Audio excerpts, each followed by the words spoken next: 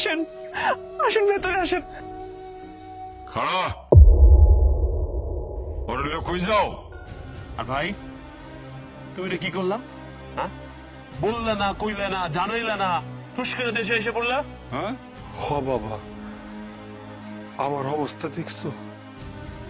একটা হাত নাই আমার। এই অবস্থায় ওই জায়গা থেকে করবো কি? এর জন্য চলে এলাম। আইসোস অনেক সোয়াবের কাম করে ফেলেছিস তুই। হাত কেটে বাড়িতে আইসোস। তোর মতো কলা গাছ এই বাড়িতে রেখে আমি কি করবো? আমি তোর মতো একটা পঙ্গুপনা থাকলে এই বাপের খুশি এমনি চলে যায়। কলা গাছটা পূজা দিবা আর করবাটা কি? সেদিন ফোন দিছিল, আমি কত কইরা না করলাম যে দেশে আইসো না, ওই দেশে চিকিৎসা করাও, প্রয়োজনে একটা নকল হাত লাগাও, কাজ করো, আমাদের টাকার প্রয়োজন। হ্যাঁ, সে ওইটা না কইরা আইসা পড়লো, অপদার্থ টাকার। বেয়াদব, থাপড়ায় গালে দাঁত ফলাই দিব আমি। ফাইজলামি করো আমার লগে, বুইলা যাইস না আমি তোর বড় ভাই। যতদিন পর্যন্ত টাকা দিতে পারছি ততদিন আমি ভালো ছিলাম, আমি সোনার ডিম পাড়া হাসছিলাম। কখন আমি টাকা দিতে পারতাছি না বলে আমি খারাপ হয়ে গেছি। এই প্রতিদান দিলি আমি ভাবতে পারি নাই তোরা যে এত অকৃতজ্ঞ। আর বাবা তুমি আমার বাড়ি আসা নিয়ে প্রশ্ন করতেছো? আমি কি তোমার আপন পোলা না? আমার অবস্থা দেখছো আমি কতটা অসুস্থ। এই অবস্থা একটা বাবা তার সন্তানের বুকে আগলায় রাখে, আর তুমি রাগ করতেছো। আমি তো ভাবতেও পারি না আমার পরিবার স্বার্থপর পরিবার। এই যে পরের মায়া দেখতেছো, এই পরের মায়া আমারে ভালোবাসছে। তোমরা আমারে ভালোবাসো নাই, তোমরা শুধুমাত্র ভালোবাসো আমার টাকারে। এই খবরদার, তুই আমার পোলারে হাত তুলবি না, গাল দিবি না। এই তোর মতো পঙ্গু পোলারে আমি ঘরে বসে বসে খাওয়াবো? হ্যাঁ, এত স্বাদ আমার হয় নাই। তুই এক খুঁড়ে বাড়ি থেকে বলে বাড়া যাবি, নাহলে কিন্তু আমি থানায় যাবো, পুলিশের কাছে জানাই দেবো আমি তুই অত্যাচার করতেছিস। বাবা, আপনি সব কি কইতেছেন? হ্যাঁ, এতদিন পরে আপনার পোলা বিদেশ থেকে বাড়িতে আইছে, কই তারে ভেতরে যাইতে দিবেন, আর আপনি এইসব কথা কইতেছেন? এই ব্যবহার! সব ডাইনি, তুই একদম কথা কবি না। এই সব নষ্ট গোড়া হলি তুই। শোন, তোর ব্যাংকে যে টাকা ছিল সব এখন আমার নামে, এই বাড়ি ভিটা যা আছে সব আমার নামে। এখন তুই এখান থেকে বাইরে যাবি, তোর আর কোনো দাম নেই এই বাড়িতে। যা। বাহ বাহ বাবা বাবা, এই হইল আমার জন্মদাতা পিতা, সবচাইতে নিরাপদ আশ্রয়স্থল। আজকে দেখো সময়ের সাথে সাথে সেও লুবি। বাবা জানো প্রবাস জীবন কেমন? প্রবাস জীবন হইল একটা বন্দি খাঁচায় পাখির মতো। বাবা মা ভাই বোন সবার সুখের জায়গায় একটু ভালো খাওয়া, একটু ভালো থাকার জন্য, তাদের সুখের জন্য প্রবাসে যাইতে হয়। আমি তাই তো গেছিলাম, তোমার সুখের জন্য গেছিলাম। শরীরে 103 ডিগ্রি জ্বর থাকা সত্ত্বেও কামে গেছি। তোমরা বোন দিলে কইছি আমি সুস্থ আছি, মিথ্যা ভালো থাকার অভিনয় করছি। তবুও তোমার কাছে আমি ভালো হইতে পারি নাই। আমি সেই প্রবাসী, আজকে সময়ের সাথে সাথে তোমার কাছে আমি একদম বোঝা হয়ে গেছি, বোঝা হয়ে গেছি। আপনি থামেন, আর কথা বলেন না, আপনি থামেন। এইখানে থাকলে আপনি অসুস্থ হয়ে যাবেন, চলেন এখান থেকে। কই যাবো আমি? কোথাও যাবো না। এইটা আমার বাড়ি, এইটা আমার পিতৃভূমি। এই বাড়ির জন্য আমি কিছু করি নাই, আমি অনেক টাকা পাঠাইছি। একটা প্রবাসীর ঘাড়ের উপরে পরিবারের অনেক মানুষের স্বপ্ন থাকে, সেই স্বপ্ন পূরণ করার জন্য দিনের পর দিন একটা প্রবাসী কাজ করে। এই প্রবাসী যে কতটা কষ্ট হয় শুধুমাত্র প্রবাসী জানে। সকালবেলা কামে যাই, কাজ থেকে রাইতে ফিরে আইসা নিজে রান্না করে খাইতে হয়, নিজের জামা কাপড় গুলো নিজে ধুইতে হয়। বাড়িতে যখন কল দিই সবার চাহিদার কথা শুনতে হয়। এই চাহিদা পূরণের জন্য টয়লেট পর্যন্ত পরিষ্কার করতে হয়। পার্ট টাইম জব করতে হয়। তারপরেও যখন চাহিদা মেটে না, ওই ছেলেটা কতটা কষ্ট করে শুধুমাত্র ওই ছেলেটাই জানে। রাত্রেবেলা ওই চাহিদার কথা মাথায় নিয়ে ঘুমাইতেও পারে না। এটাই হইলো প্রবাসী। এই সব বলে আর কোনো লাভ নাই। যা কইছি কানে মাথায় গুজা লইয়া এখান থেকে বিদায় হও, নইলে জেলের ভাত খাও। আপনি এখনো এখানে দাঁড়ায় আছেন? আপনি শুনতেছেন না কি কইতেছে? আপনার বাপের ভাই কত কথা শোনাইতেছে। আপনি চলেন, আপনি এক্ষুনি আমার সাথে চলেন। দরকার হলে আমরা রাস্তায় রাস্তায় ঘুরবো, রাস্তায় থাকবো, তারপরে এখানে থাকবো না। এই চুপ, একদম চুপ। আমারে বারবার থামাইতেছস কেন? আজকে কইটা দে। আমার কইলজেরা ফাইটা যাইতাছে। প্রবাস জীবনে এত কষ্ট করছি, আজকে সেই সব শুনতে হইতেছে। আমারে কইতে দে। রাতটা পার হইতে না পার হইতে আমার অফিসে চলে যাইতে হয়। সকাল 8টা থেকে রাত 10টা পর্যন্ত কাম করতে হয়। এটা তুই বুঝস? বুঝস না? তোরা জানোস তোমার জীবন মানে কি? প্রিয় মানুষটারে হারানোর কষ্ট, শেষ সময় বাবা মায়ের পাশে না থাকার কষ্ট, হাসি কান্নায় পরিবারের মানুষটারে না পাওয়া, বিভিন্ন উৎসবে পরিবারের মানুষের সাথে না কাটানো। এই কষ্টটা তোরা কেমনে বুঝবি? শুধুমাত্র তারাই বুঝে যারা প্রবাসে থাকে। আর বাবা, তুমি না আমার আপন বাবা, তুমি কেমনে পারলা? ভাই, তুই না আমার ভাই, কেমনে পারলি তুই আমার লগে এটা করতে? আসলে তাগোর জন্য এত কষ্ট করার পরেও যখন ওইসব দেখি তারা আমারে ভালোবাসে না, আমার টাকা পয়সারে বেশি ভালোবাসে, তখন মনে হয় আমরা প্রবাসীরা সবচেয়ে বেশি অবহেলিত, সবচেয়ে বেশি ঘৃণিত। বাবা, আমি চলে যাইতেছি, আর কোনোদিন এই বাড়িতে আসবো না। আমার জন্য যদি তোমরা মত দেওয়া করো কোনো অসুবিধা নাই, তবে যতদিন পয়সা থাকবো ততদিন তোমার জন্য আমি দোয়া করে যাবো। চল, আর এই বাড়িতে থাকতে হইব না। আমার লগে এই মুহূর্তে যাবি তুই। এই বাড়ির থেকে আর বিরত খেতে হইব না। দরকার হইলে রাস্তায় থাকবো, এই বাড়ি থাকবো না। চল চলেন, এখানে আর এক মুহূর্ত না, চলেন এখান থেকে।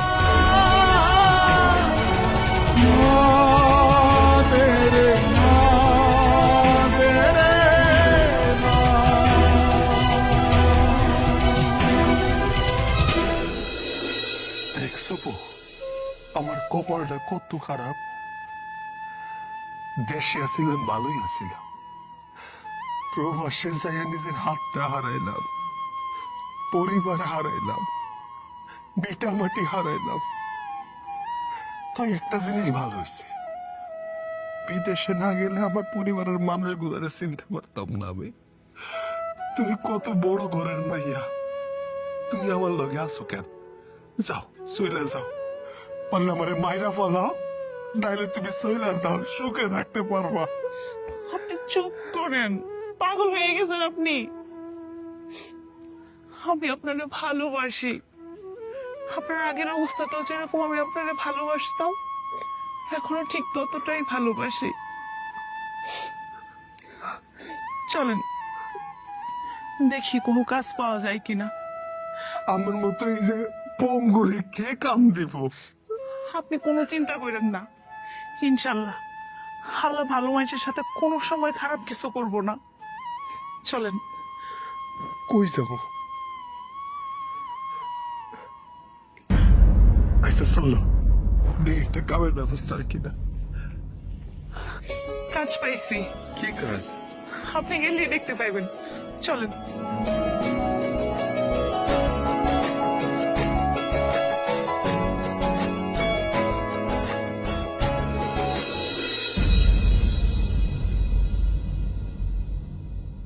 এসো এসো, লেট হয়ে যাচ্ছে। বাবা মা, আমার 2টা টাকা ভিক্ষা দেন বাবা।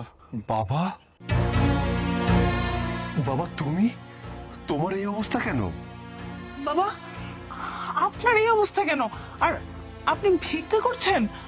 রে তুই আমার জন বাজান, তোর তো থেকে চিনতে পারতেছি না রে বাজান, চেনার কোনো উপায় নাই।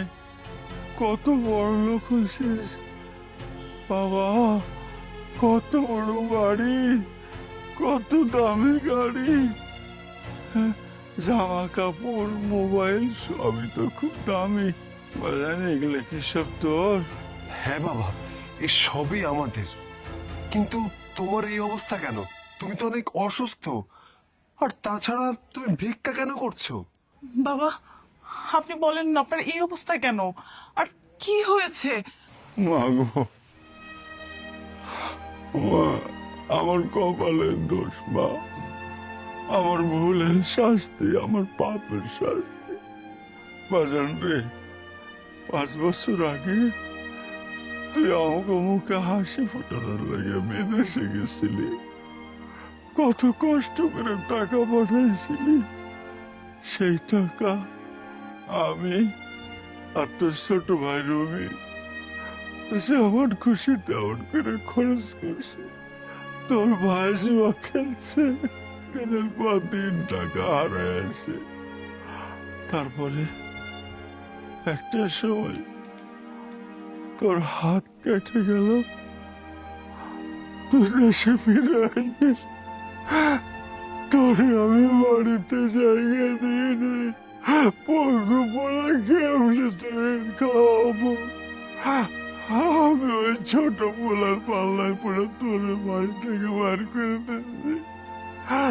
তোরে বার করে দেওয়ার কদিন পরে তোর ছোট ভাই রবি আমাদের বাড়ি থেকে বার করে দিয়েছে। বললাম আমার সব টাকা পয়সা জমি জমা জোর করে নিয়েছে, তোর কাছ থেকে ছিলাম জোর করে, তার পাপের শাস্তি।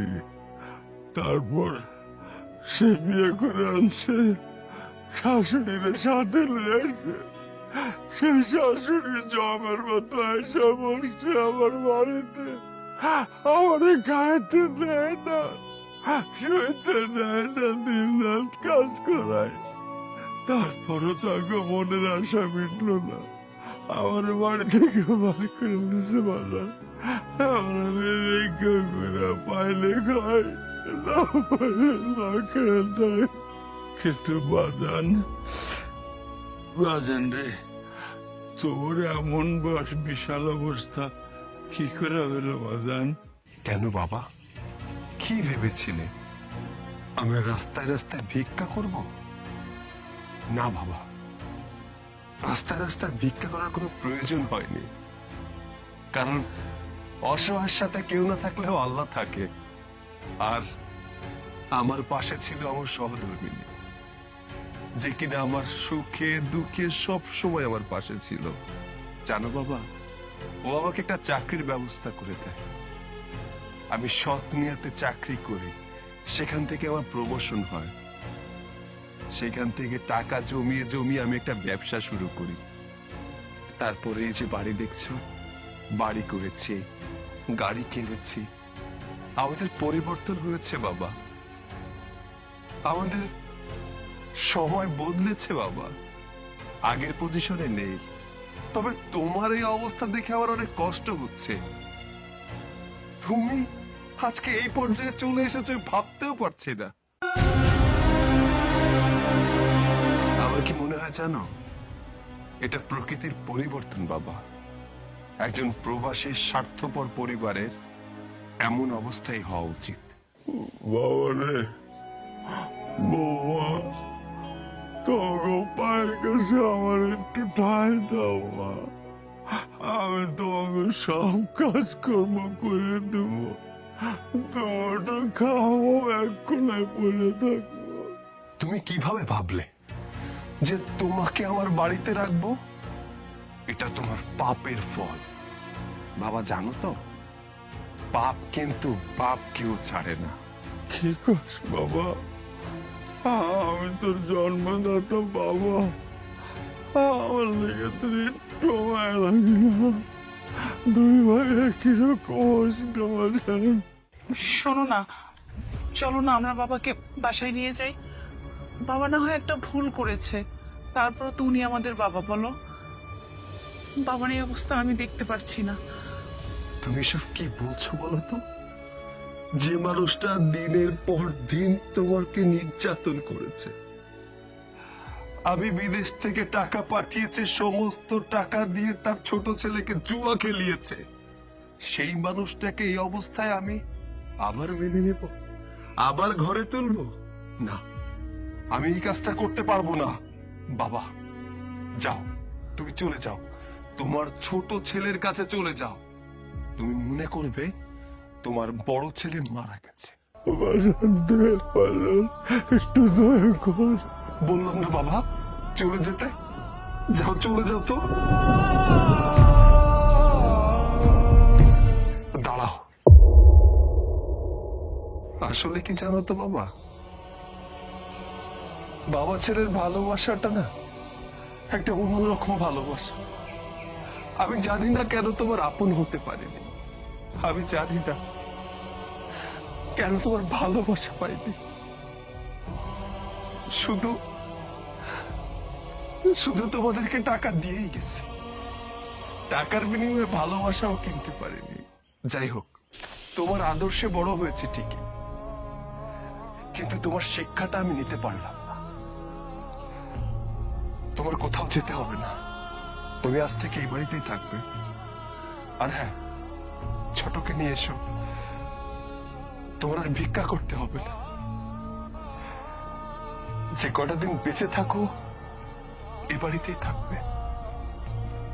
আমি চাই না আমার বাবা রাস্তায় রাস্তায় ভিক্ষা করুক, আমি চাই না আমার ছোট ভাইয়ের পাপের ফল আমার বাবা ভোগ করুক। এসো বাবা।